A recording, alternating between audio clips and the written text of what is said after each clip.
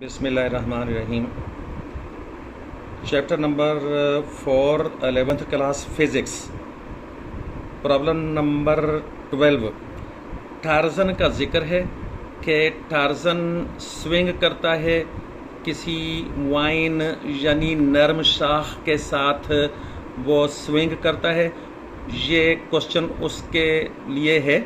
तो क्वेश्चन में पूछी गई कुछ बातें हैं, वो मैं डायग्राम पर आपको बताता हूँ। हाँ जी, इस क्वेश्चन में ये डायग्राम है, तो देखिएगा बात क्या है। वो जो शाख है, जिस वाइन यानी नरम शाख के साथ टार्ज़न झूला ले रहा है, तो वो 4 मीटर लंबी शाख है। वो 4 मीटर लंबी शाख के साथ झूला लेता हुआ जब यूं जाता है ऐसे, तो फिर कोई वर्टिकल डायरेक्शन के साथ जब 20 डिग्री का एंगल रह जाता है, यानी वो ये देखिएगा ऐसे ऐसे जाता है, यूं इस तरह से करके। तो इस तरह से जाते जाते जब सीधी डायरेक्शन के साथ 20 डिग्री का एंगल हो जाता है, तो उस वक्त यानी इस वक्त ये शाख जब यहाँ होती है, तो झूलते हुए वो यहाँ जा रहा है, तो उस वक्त 3 बातें पूछी गई हैं। कितनी बातें पूछी गई? 3 बातें पूछी गई हैं। एक तो उसका सेंट्रीपिटल एक्सेलरेशन, वो अभी मैं नेक्स्ट किसी पेज पर दिखाने वाला हूँ कि वो डेटा बना हुआ है। सेंट्रीपिटल एक्सेलरेशन कितना होगा जब वो झूलता हुआ इस जगह पर पहुंचा हुआ है, और उसी वक्त उसका टेंजेंशियल एक्सेलरेशन कितना होगा जब वो यहाँ पहुंचा हुआ है, और उसी वक्त उसका टोटल एक्सेलरेशन यानी रिजल्टेंट एक्सेलरेशन वो कितना होगा। तो वो दूसरे पेज पर मैं आपको दिखलाता हूँ, डेटा बना हुआ।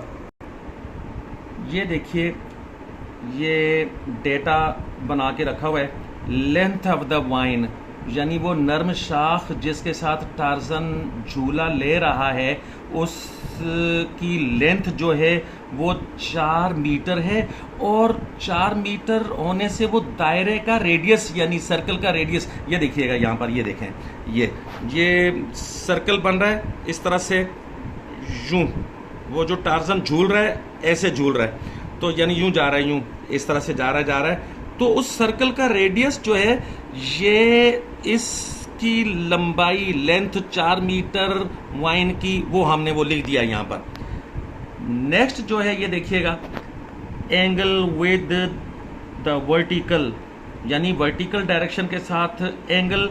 जिस वक्त ये चीज़ें वो जो क्वेश्चन में मालूम की गई हैं, सेंट्रीपिटल एक्सेलरेशन, टेंजेंशियल एक्सेलरेशन और रिजल्टेंट एक्सेलरेशन, जिस वक्त मालूम किया गया है, तो उस वक्त उसका 20 डिग्री एंगल, यहाँ देखिएगा ये 20 डिग्री एंगल, ये 20 डिग्री एंगल पर है।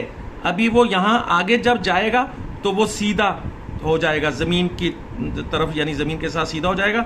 लेकिन अभी वो सीधा होने से पहले उस वर्टिकल डायरेक्शन के साथ 20 डिग्री का एंगल बनाए हुए। तो इस वक्त उसकी 3 चीज़ें पूछी गई हैं।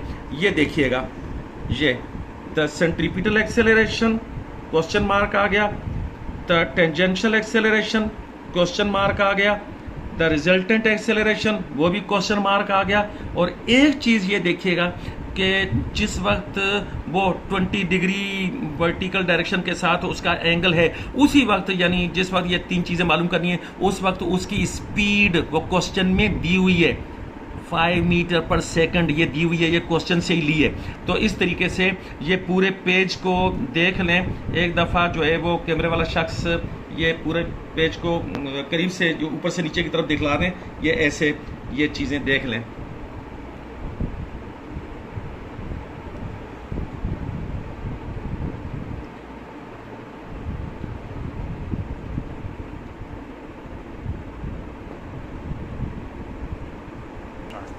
तो जी पहला क्वेश्चन मार्क ए के सामने वो पिछले पेज पर आपको जो दिखाया, वो यानी सेंट्रीपिटल एक्सेलरेशन फाइंड आउट करना है। तो एक दफ़ा फिर यहाँ से देख लें, जिस वक्त यहाँ पर पहुँचा हुआ है टार्ज़न, यानी कि यहाँ से झूलता हुआ यूँ इधर ये यहाँ से झूलता हुआ यूँ गया है, अभी आगे जा रहा है, लेकिन यहाँ पहुँचा हुआ है, तो उस वक्त उसका सेंट्रीपिटल एक्सेलरेशन कितना है? तो सेंट्रीपिटल एक्सेलरेशन तो ये 10th क्लास में पढ़ा दिया जाता है, उसका फार्मूला लिखा हुआ है, इक्वेशन सेंटीमीटर एक्सेलरेशन को ए सी से शो करते हैं, वी स्क्वायर्ड अपान आर यानी जो रेडियस है सर्कल का तो ये आर है, वी यानी उसकी स्पीड का जो फिर आप ऊपर देख सकते हैं ये स्क्वायर है। तो इस तरह से इसमें वैल्यूज़ पुट करके आंसर निकाल देना है मुझे, और इसमें समझाने की ज़रूरत नहीं है। यहाँ तक ये हो गया। नेक्स्ट जो है बी पार्ट के आगे जो क्वेश्चन मार्क था वो था कि टेंजेंशियल एक्सेलरेशन फाइंड करना है।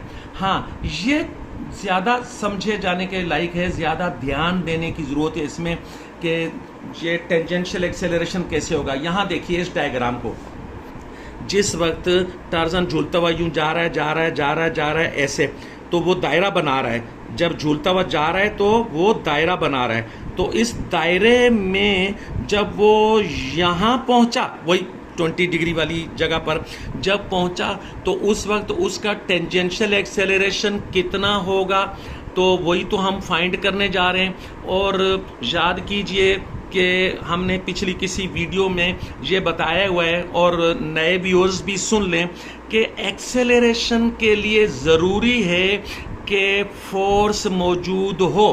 बगैर फोर्स के एक्सेलरेशन नहीं हो सकता। तो इस वक्त एक्सेलरेशन यानी टेंजेंशियल एक्सेलरेशन पैदा करने वाली जो फोर्स है वो है टार्जन के वजन का एक कंपोनेंट। टार्जन के वजन का वो कंपोनेंट कि जो एक्सेलरेशन पैदा करता है, वो यहां पर मैंने ये लिखा हुआ, ये देखिएगा, component of the weight that produces the tangential acceleration is, हाँ, टार्जन के वजन का वो कंपोनेंट, टार्जन के वजन का वो पार्ट के जो टेंजेंशियल एक्सेलरेशन पैदा करता है वो ये है जी mg sin थीटा। ये mg sin थीटा कहाँ से आ गया, ये मालूम कैसे होगा, ये इस वीडियो के यानी इस टॉपिक का स्कोप नहीं है।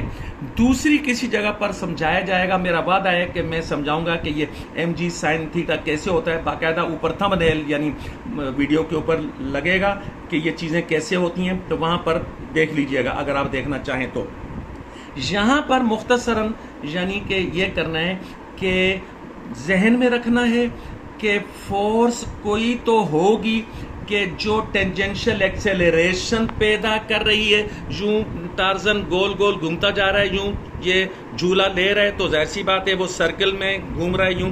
तो उस वक्त तो यहाँ पर जब वो पहुंचा है 20 डिग्री का एंगल, जैसा कि पहले भी बात हो चुकी है, तो उस वक्त उसका टेंजेंशियल एक्सेलरेशन कितना है। तो फिर यही है कि टेंजेंशियल एक्सेलरेशन पैदा करने वाली वो चीज़ वो ये लिखिए, कंपोनेंट ऑफ द वेट है कि जो पैदा करता है टेंजेंशियल एक्सेलरेशन, और वो ये इतना है, ये वो mg sin थीटा। अब यहां देखिए mg sin थीटा यानी ये वो फोर्स है कि जो टेंजेंशियल एक्सेलरेशन पैदा कर रही है। फिर से सुनिए, ये वो फोर्स है, वजन का वो पार्ट के जो एक्सेलरेशन पैदा कर रहा है, ये वो फोर्स है कि जो टेंजेंशियल एक्सेलरेशन पैदा कर रही है। तो force is equal to M ए।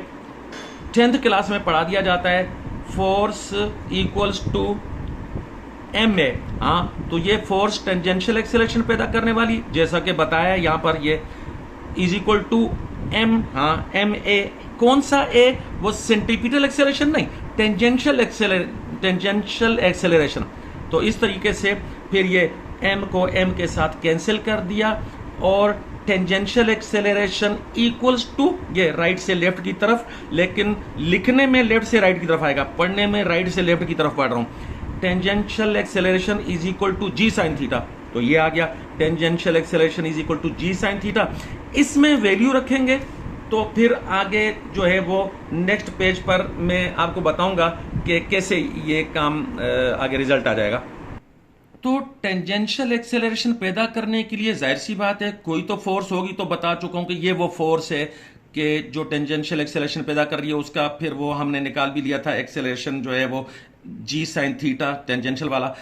अब इसमें वैल्यूज पुट करने से ये देखिएगा, टेंजेंशियल एक्सेलरेशन वो तो फाइंड करना है, इक्वल्स टू करके जी की वैल्यू 9.8, फिर साइन थीटा, थीटा यहाँ पर 20 डिग्री है, पीछे बता चुका हूं डायग्राम में कि जिस वक्त 20 डिग्री का एंगल बन रहा है उसी वक्त सेंट्रीपिटल एक्सेलरेशन भी फाइंड कर लिया, वो तो हो चुका, और उसी वक्त ये टेंजेंशियल एक्सेलरेशन भी फाइंड करना है, जो इस वक्त मतलब है कि ये हमारा टॉपिक चल रहा है। तो ये फिर आगे इसको साइन 20 डिग्री जब आप कैलकुलेटर से फाइंड करेंगे तो उसका ये 0.342 आएगा।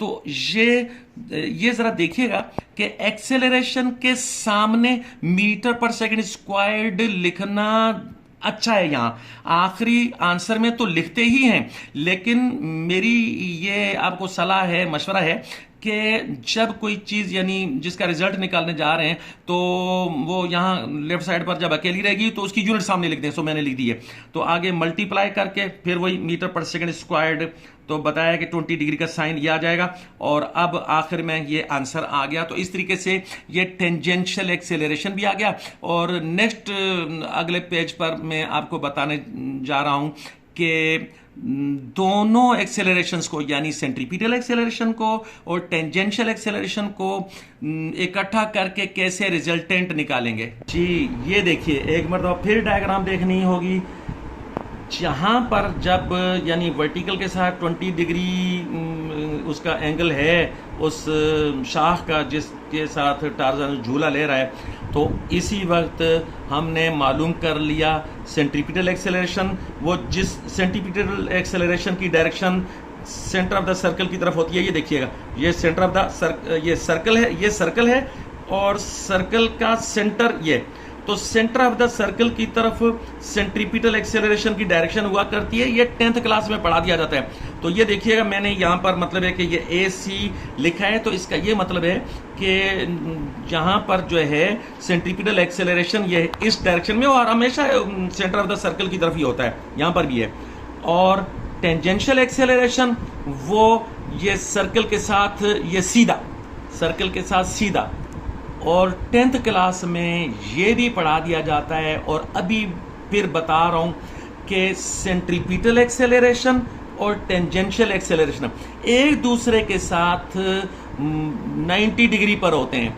ये देख लें, यहां पर यूं सीधा और यूं सीधा, सेंट्रीपिटल एक्सेलरेशन और टेंजेंशियल एक्सेलरेशन एक दूसरे के साथ 90 डिग्री के एंगल पर होते हैं, और इनको हमने अलग करके शो किया है। ये देखिए, यहां ये सेंट्रीपिटल एक्सेलरेशन बिल्कुल इसी डायरेक्शन में, जिस डायरेक्शन में थोड़ा सा टेढ़ा करके यानी 20 डिग्री वाली वो जो हिसाब किताब था, तो मैंने जानबूझकर जो है सीधी लाइन नहीं बनाई, इसको इसी तरह रखा है यहां पर अलग करके, और इसको भी इसी तरह से ये रखा है। तो ये दोनों, ये क्या है सेंट्रीपिटल एक्सेलरेशन और ये क्या है टेंजेंशियल एक्सेलरेशन, और इन दोनों के बीचों बीच जो आएगा वो रिजल्टेंट एक्सेलरेशन। और ये भी 10th क्लास में सिखा दिया जाता है कि दो 90 डिग्री वाले वो हों वेक्टर्स, जैसे कि ये एक ये दरमियान में 90 डिग्री, जैसा कि यहाँ पे पहले ही बता चुका हूँ, जो दरमियान में 90 डिग्री है, तो उनका रिजल्टेंट वेक्टर निकालने का तरीका ये होता है। ये 10th क्लास में सिखा दिया जाता है। ये देखिए, रिजल्टेंट वेक्टर का मैग्नीट्यूड, हाँ ये दो लाइनें उस वेक्टर का मैग्नीट्यूड शो कर रही हैं, यानी रिजल्टेंट वेक्टर का मैग्नीट्यूड। तो एक कंपोनेंट का स्क्वायर प्लस दूसरे कंपोनेंट का स्क्वायर, ये दोनों के ऊपर रूट का निशान, ये इक्वेशन है रिजल्टेंट वेक्टर की। वो वाले दो कंपोनेंट्स के जो एक दूसरे के साथ 90 डिग्री पर हों, और ये हैं 90 डिग्री पर, तो ये 10th क्लास में सिखा दिया जाता है।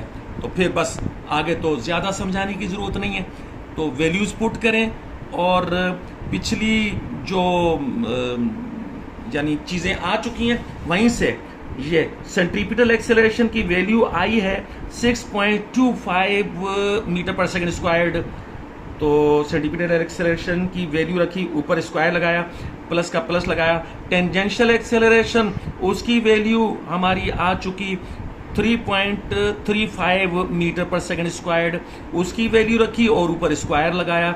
और अब जो है ये एक्सेलरेशन, हाँ ये ऊपर से वेक्टर का निशान हटा देने से ये दोनों लाइनें भी हटानी पड़ेंगी। तो मतलब फिर वही होगा magnitude of the resultant vector, यानी वेक्टर का निशान हटा दें तो तब भी मैग्नीट्यूड ही बोला जाएगा। ये चीज़ें भी 10th क्लास में सिखा दी जाती हैं। तो magnitude of the resultant vector equals to करके इसको जब सॉल्व करेंगे तो ये आएगा, यानी इनको सॉल्व करने से 50.27। आगे मैंने ये जो लिखा है मीटर पर सेकंड स्क्वायर्ड, ये इसलिए कि ये सारी चीज़ एक्सेलरेशन है। हाँ, तो एक्सेलरेशन की तो यूनिट मीटर पर सेकंड स्क्वायर्ड। उसके बाद कैलकुलेटर से आप 50.27 का रूट लेंगे तो ये आ जाएगा 7.09 और मीटर पर सेकंड स्क्वायर्ड इसलिए कि वो एक्सेलरेशन है। तो इस तरीके से ये सब चीज़ें हो गई हैं। लेकिन मैं कुछ ख़ास बात आपको कहना चाहता हूँ स्टूडेंट्स को, वो ये है कि बेस बहुत ज़रूरी है। यहाँ पर इस क्वेश्चन को समझाते हुए मैंने कई चीज़ों को डिटेल में नहीं बताया। ये कह दिया कि ये फलानी चीज़ यूँ 10th क्लास में पढ़ा दी जाती है, बहुत ज़्यादा डिटेल में नहीं गया, थोड़ा सा बता दिया कि ये चीज़ ऐसे है, लेकिन ज़्यादा कंसेप्ट्स उसके पहले क्लियर होने चाहिए। तो मेरा मशवरा ये है कि किसी भी लेवल पर जो चीज़ आप पढ़ रहे हो उससे पहले वाले कंसेप्ट्स को आप क्लियर कर लिया करें, चाहे मेरी वीडियोज़ से करें चाहे कहीं और से करें। तो ओके, अब ये मेरा लेक्चर हो गया ख़त्म।